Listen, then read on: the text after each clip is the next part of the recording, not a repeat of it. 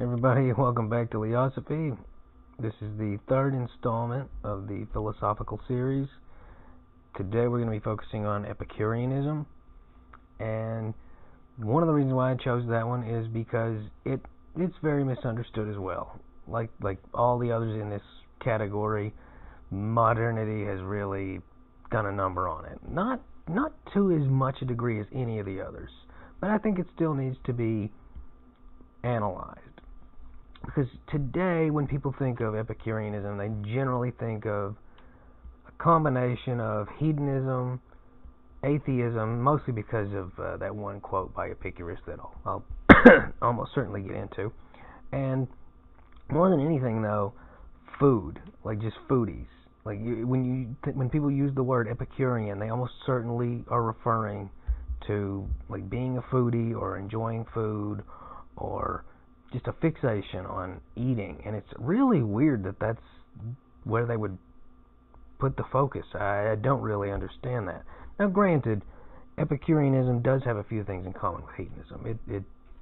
It does focus on pleasure as the greatest good, but that's kind of where the lines end. I'm getting ahead of myself. Okay, Epicurus was a materialist, and that's now we're getting it's interesting. The previous two were fundamentally I don't want to use the word superstitious to describe them. They were spiritual in nature. Whereas the next two, this one and the following, nihilism, they're not. They're materialist in nature. Well, this does not mean that the emphasis was on earthly goods and enjoyment. Although clearly Epicureanism does focus on pleasure, but it doesn't mean, that's not what they mean when they mean materialist. They simply mean that there is not an emphasis of focus or even a general belief in divinity, religion, fate, things like that, things that were really important in Greek society. Excuse me. That was a weird hiccup / sigh at the same time. I've never done that before. Anyway, I'm glad I got it captured on camera, I guess. But anyway, the Greek society, there's a huge emphasis on the gods, on fate. And, you look at all the dramas, for example. All the comedies tend to have the way that the things are resolved at the end is through Deus ex machina. A deity intervenes with whatever the conflict is. And similarly, the tragedies, the crux of the tragedy itself is fate, dictated by divinity. The Epicureans, they were not big fans of any of that. They pretty much believed that matter comprises everything that is, and that the things that happen with regard to matter and energy are simply things set in motion. So you roll a ball down the hill, it rolls down the hill. There's nothing more to it than that. And that's a completely understandable point of view, especially by today's standards, but we never make that association with Epicureanism. But Epicurus, that's another nice thing about the school, by the way, is that it was started by Epicurus, and so it's easy to remember. The Stoics, they weren't founded by a guy named Stoic, and the Cynics weren't founded by a guy named Cynic. This one's a little easier simply because it's named after its founder. But another interesting thing to note about them was they had a lot of diversity in their ranks. Like, when I think, at least, of Stoics and Cynics, I think of your typical Hellenistic men. But there were, women and slaves and people with a variety of backgrounds and views who they really enjoy. Epicureanism really appealed to them, which is kind of interesting. It's not super important, but I think it's something that needs to be noted because that means there must be something universally accepted in Epicureanism that's not quite as universal in the other previously established philosophies. And I think some of that stems from the fact that a lot of the focus of Epicureanism, despite what I said about it being fixated on pleasure, is about sort of pulling back and seeing cause and effect. So there's very little in the way of spirituality involved. And you can kind of see how that might be important. Stoicism and cynicism, because they are fundamentally tied to Hellenistic religious views, you kind of need a background in that to truly appreciate them. Whereas Epicureanism, because it's purely materialist, any spiritual background can kind of just has a good starting point for Epicureanism. It's easy to sort of hit the ground running studying it. So I can see why that might be the case. But regarding the pursuit of pleasure, it's not how modern people think of that. It wasn't purely hedonistic. For starters, it's really not a logical way to pursue pleasure. I mean, if you think about it, if you just live for the sake of fleeting enjoyments, eventually you're going to be miserable. If you just pursue, I keep thinking of that Futurama episode where Bender is a human and he just enjoys things, and I think he lives like a month as a human because he becomes morbidly obese and parties and drugs, and then he just dies. It also kind of reminds me of the 27 Club. All these rock stars living extremely hedonistic, like borderline imperial kind of lives, and it catches up to them. From a logical standpoint, that doesn't make sense. You don't need a spirituality to see that as a bad way of living if you want to live a long, happy, healthy life. So Epicureanism, the focus is on simple living, not like to the degree that Stoics, and certainly not to the degree that Cynics lived, but pulling back and looking at it objectively as, what's going to make me happy tomorrow? What's going to make me happy next week? What's going to make me happy 3 years from now, 5, 10, 25 years from now? When you start looking at it that way, it's nothing like the foodie definition of today, because that means if you're going to live a happy existence, if you're going to pursue pleasure logically rather than just the way an animal would, you really are going to have to put in work. You're going to have to suffer and actually strive, very similar to the way the Stoics viewed things, in order to ensure that you're happy. Now, that's kind of why I side more with the Stoics. And by the way, Epicureans, they were sort of the yin to the Platonic yang back then. Those two were constantly debating one another. They had very different views, very diverging perspectives. And then, of course, when Stoicism became like the new kid on the block and replaced Platonism, they were at each other's throats then. There was like a new rivalry between Stoicism and Epicureanism. And I can see both sides making sense, but for me personally, I think that Stoicism makes more sense simply because, and this is the only reason, well, maybe not the only reason, but it's the good reason, you can't control disasters. So, I mean, that's great that you want to live in a way that will ensure maximum happiness. I think that's a great starting point, but you also have to bear in mind that things do happen that's going to prevent that regardless. And I think Stoics were better prepared for that sort of thing. That being said, it's the teleology, for example, of Epicureanism. Actually, I suppose I should say what teleology is. That's sort of the function of a point of view, like what the ultimate goal of a point of view. The reason why materialism has sort of been associated with just hedonism and apathy in the face of actually self-improvement and living morally, I think a lot of that comes just from the opponents denigrating it and stripping it down to, oh, well, they just want to live like animals. And then that's not the case at all. It makes very good sense to argue that being happy is the best thing in life. That makes very good sense, because if you're unhappy, regardless of the circumstances, that's not something that anyone would enjoy. By just the bare bones definition of happiness, it's not reliant on circumstance. It's simply a state of being, and it's a state of being that people fundamentally, like on an instinctive level, strive for.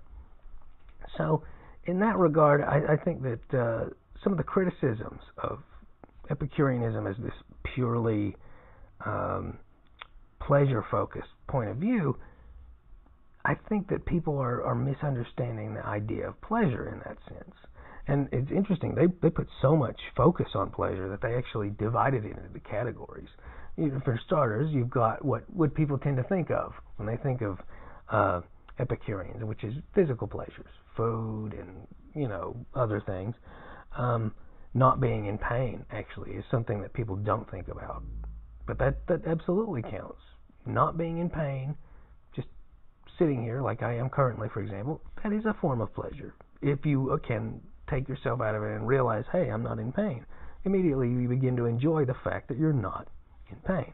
Then there's mental pleasures. These are things like fond memories, just being happy, like you're walking around and it's sunny, that kind of pleasure. And that's a very universal kind of enjoyment that you see in every philosophy. It seems to be the ultimate goal of most philosophies is to enjoy things as they are, to be mindful. I hate using that word simply because it's become such a buzzword, but really, that's something that you'll see in common with all the Hellenistic philosophies.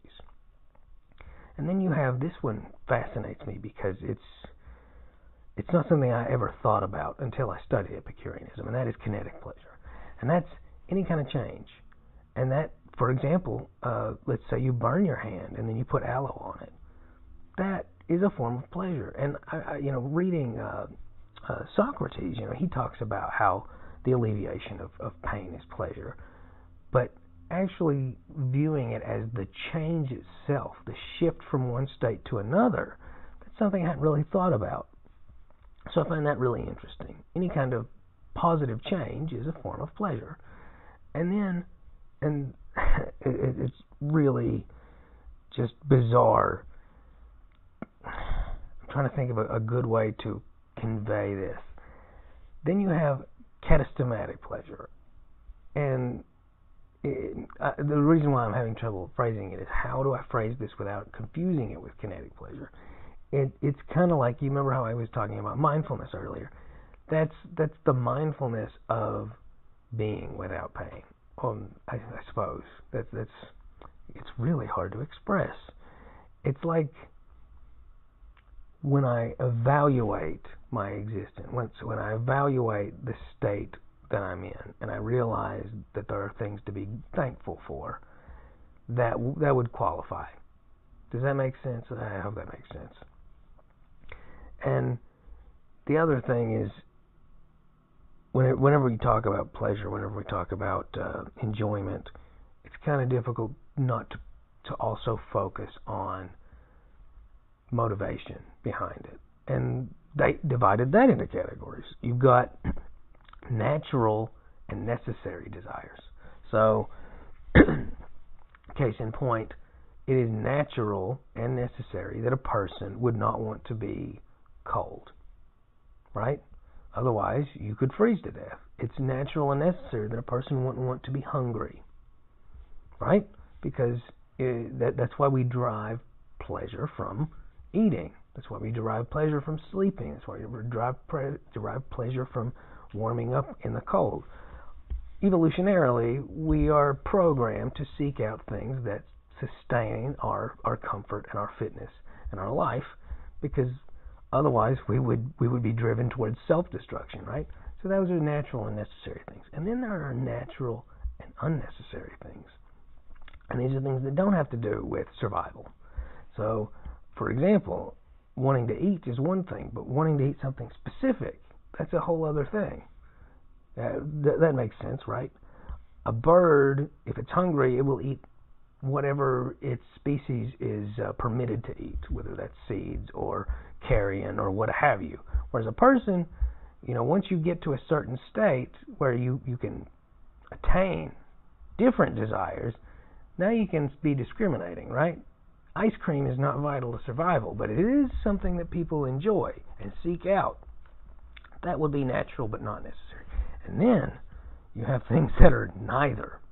And that's really where you get into things that are purely human, because an animal, if given the option, they could seek out things that are not necessary or good for them. But then when we get into the unnatural thing, that's where abstractions come in. It's not natural for a person to want to be rich, for example. It's not natural for a person to want to retire to the Bahamas. That's something that you don't need. It's not programmed in human beings. Wouldn't that be bizarre if that was a part of human nature? The way that birds migrate, everybody just naturally flocks towards the equator. No, that's not the case. And it's obviously not necessary for survival, and it's clearly not natural because it's something that we've come up with culturally. And a great example of this would be to look at different cultures. What quantifies a person's success is going to vary tremendously. There are tribes in Africa where a person's prestige and success, what defines them as a good person, as a successful person, is the number of cows they have. And then conversely, then you go to another country, feudal Japan. One thing that illustrated that a person was doing really well for themselves was that they have black teeth that they used a peculiar dye for. Whereas obviously today that would not be a very good indicator of success.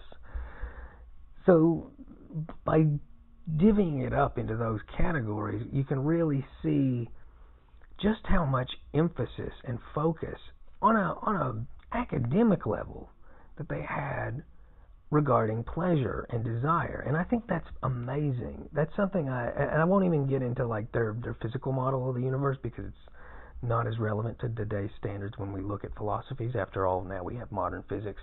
But it's interesting to me that they gave that much thought to it. They were wholly focused on happiness and pleasure, and there's no other philosophy that really does that looks at the enjoyment of something and really breaks it down to that degree.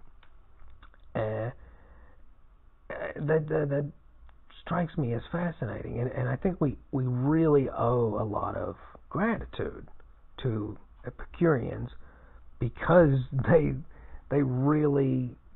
made a lot of headway in trying to determine what makes a person happy and the things that we should pursue.